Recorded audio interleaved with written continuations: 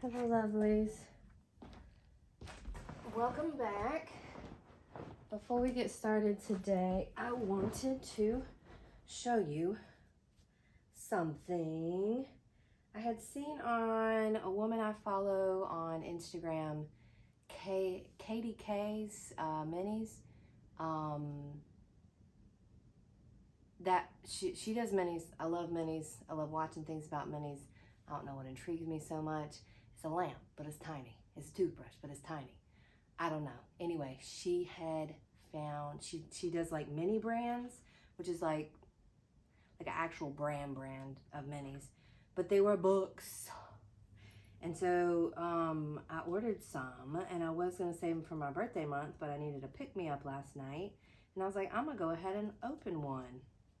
And so I ended up getting, I think it said like, this one was common, this one was rare, and this one was ultra rare, but look what it is. Can you see it?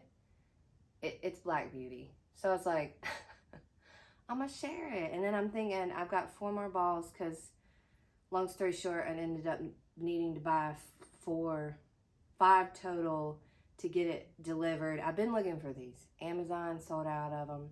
When I go into Targets, I can't find them, but I'm like, I want the mini books. I want them. Anyway, I don't even know. That was a lot in a small amount of time. But it's Goosebumps. It's the rare one. Holiday Inn by James Howe. And then Black Beauty by Anna Sewell. And it comes with a little shelf, which if you leave the bottom piece off and the top piece off, like if I could take this top piece off and connect it to another one, so you can like keep building it up. And I don't know if one comes with every single one, but I think so. I think you get a shelf piece, 3 books, and then a bookmark. And this bookmark is super cute. Here, let me just come close, see if I can get y'all in. It's just like a map, piece of a map. Reminds me of like Treasure Island type. Here, see the Black Beauty. I'm not sure if you were able to. And what I liked about it is I've seen miniature books, right? But these have print. Now, I will say, as I looked at them last night, you can, I mean, if I've got decent eyesight and I can read the first 2 pages, but then after that, it's harder to read. And it only, like it says chapter 1, and then I don't see any other chapter numbers. And I don't think it's just 1 chapter printed, but I can understand why they can't print a whole book, because even if you could shrink it down, like 1 page down to this size, you still have to have the front and the back of that page for all the pages in a book, and you can't make pages much thinner than this, you know, much thinner than they already are. But I don't know. Oh, I was thinking maybe we would magnifying glass it. I didn't, like I said, I could read the first 2 pages. Oh, and it had the beauty one had illustrations, which I thought were cute. So this it's only 1, but it's it looks like Beauty and his mother in the meadow, because it's the first chapter. So I wanted to see if I could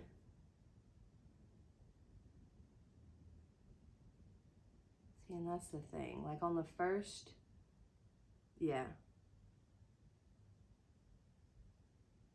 The first place that I well remember was a large, pleasant meadow, and even the back of that. But then you go to the next page, and it's like, and then the other thing that gave it away that it might not be, like I can see that's a Q. I don't know. And I'll look at it more closely. The other thing is the page numbers, at least for this one, don't go past double digits, but it starts, even if it starts with, I think that's a 3, but even if it starts with 1, 2, 3, 4, 5, 6, 7, 8, 9, 10, we should be in double digits, and it's still on single. So while it is the coolest mini book I have ever seen, still live for the day when it's like 100% like a book you can read. Like, how cool would that be that you can just carry it with you? And I know a lot of people are like, Kindle, and I know Kindle has its place, but I am a huge fan of turning pages, smell of books, collecting books.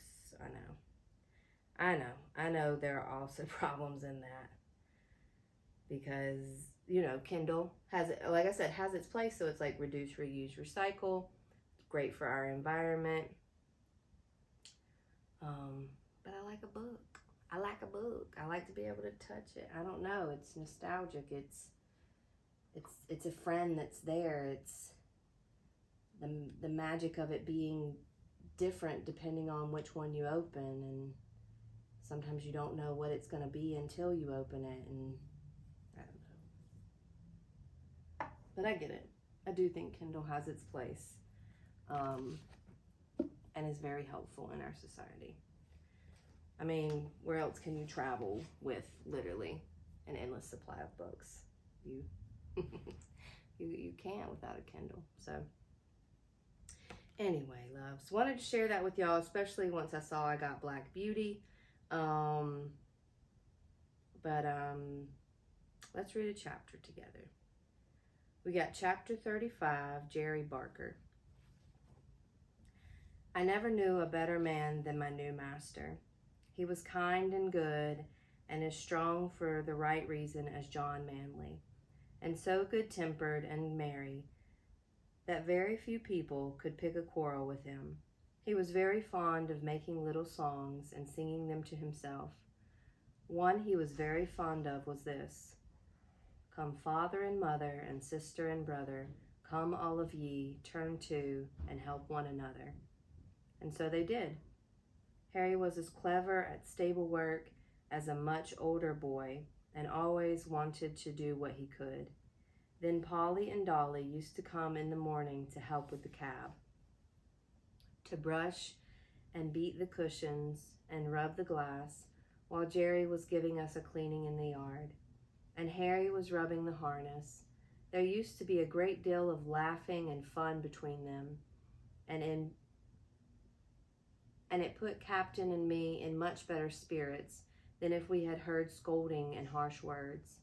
They were always early in the morning, for Jerry would say, if you in the morning throw minutes away, you can't pick them up in the course of the day. You may hurry and scurry and flurry and worry, you've lost them forever and ever and aye. He could not bear any careless loitering and waste of time, and nothing was so near making him angry as to find people who were always late wanting a cab to be driven hard to make up for their idleness. One day, 2 wild-looking men came out of a tavern close by the stand and called Jerry. Here, cabby, look sharp. We are rather late. Put on the steam, will you, and take us to the Victorian in time for 1 o'clock train? You shall have a shilling extra. I will take you at the regular pace, gentlemen. Shillings don't pay for putting on the steam like that. Larry's cab was standing next to ours. He flung open the door and said, I'm your man, gentlemen. Take my cab, my horse will get you there all right. And as he shut them in, with a wink towards Jerry, said, it's against his conscience to go beyond a jog trot. Then slashing his jaded horse, he set off as hard as he could. Jerry patted me on the back. No, Jack, a shilling would not pay for that sort of thing, would it, old boy? Although Jerry was determinately set against hard driving to please careless people, he always went a good fair pace, and was not against putting on the steam, as he said, if only he knew why. I well remember one morning, as we were on the stand waiting for a fare, that a young man carrying a heavy portmanteau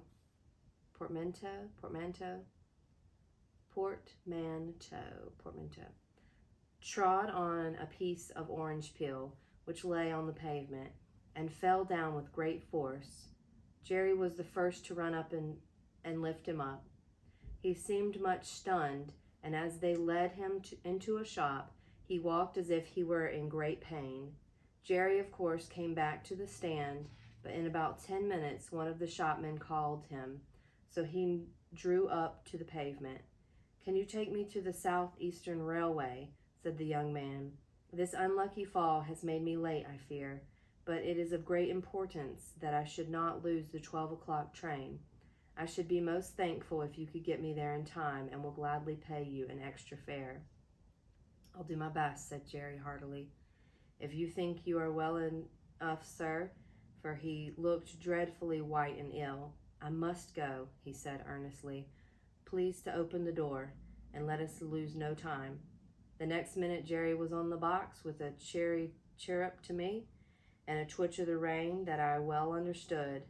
"Now then, Jack, my boy," he said, "spin along. We'll show them how we can get on over the ground if we only know why. It is always difficult to drive fast in the city in the middle of the day, when the streets are full of traffic, but we did what could be done, and when a driver and a good horse who understand each other are of one mind, it is wonderful what they can do.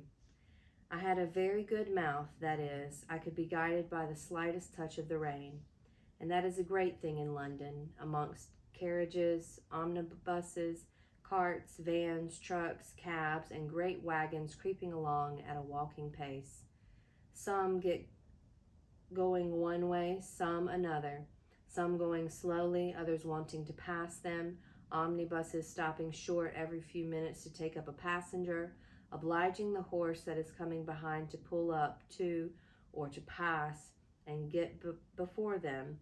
Perhaps you try to pass, but just then something else comes dashing in through the narrow opening, and you have to keep in mind the omnibuses again. Presently you think you see a chance and manage to get to the front, going so near the wheels on each side that half an inch nearer and they would they would scrape. Well, you get along for a bit, but soon you'll find yourself in a long train of carts and carriages, all obliged to go at a walk.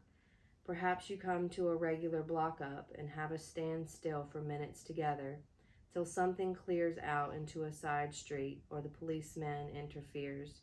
You have to be ready for any chance to dash forward if there be an opening, and be quick as a rat dog to see if there be room, and if there be time, lest you get your own wheels locked or smashed, or the shaft or some other vehicle run into your chest or shoulder.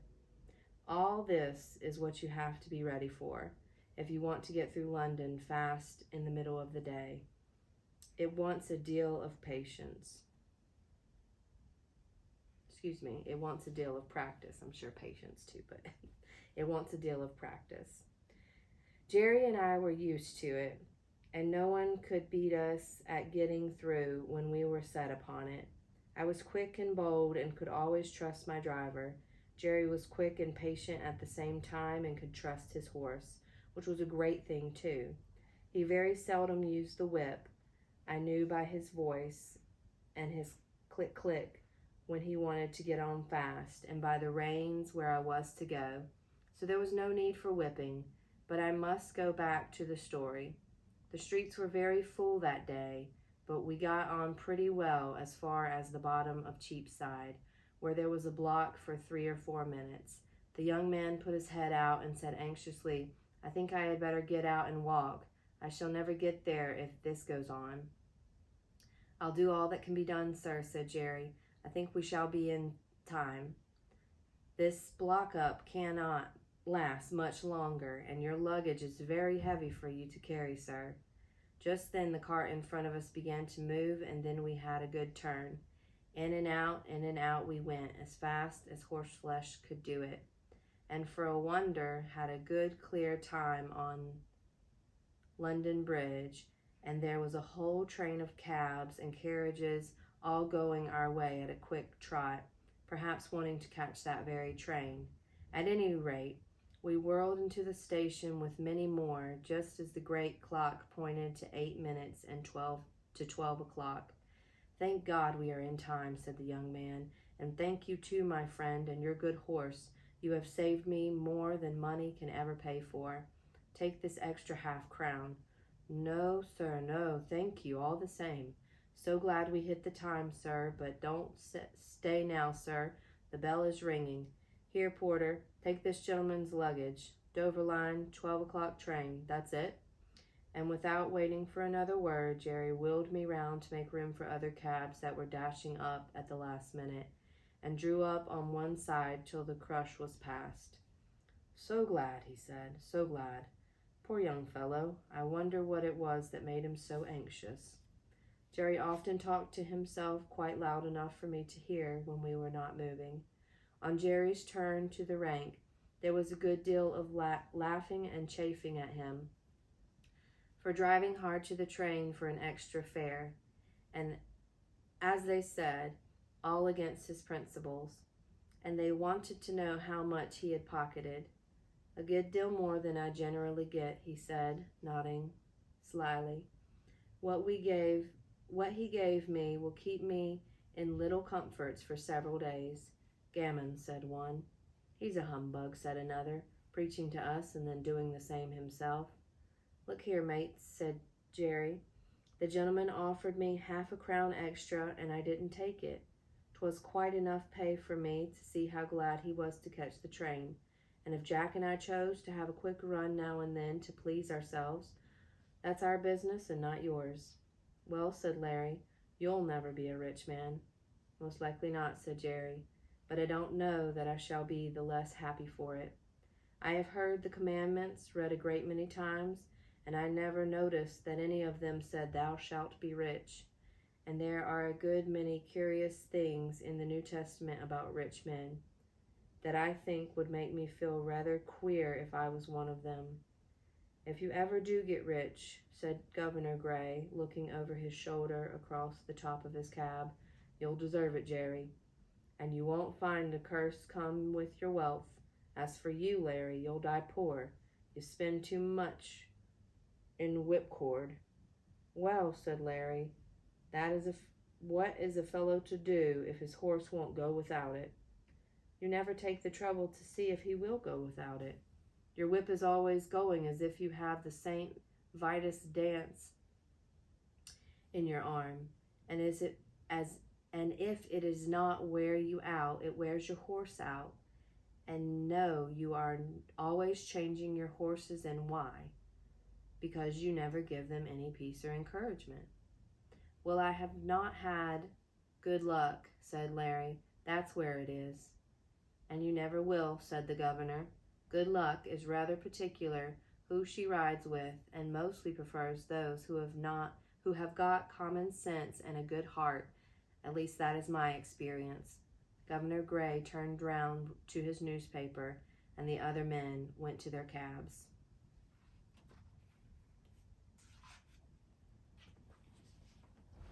I'll show you the couple pictures that came with that. Oh, I was wondering what that picture was. Young man falling down. And then just a little one.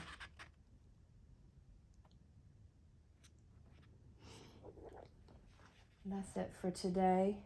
Hope y'all have a beautiful day. Rainy here, but lovely and windy. I think I might put my rain boots on. My rainbow rain boots. Have a good day of it. I'm going to go read some more Queen Sugar. Very interesting start. I can't wait to see where it goes, and definitely a page turner. So I'll let you know more about it as I go. Enjoy the rest of your day.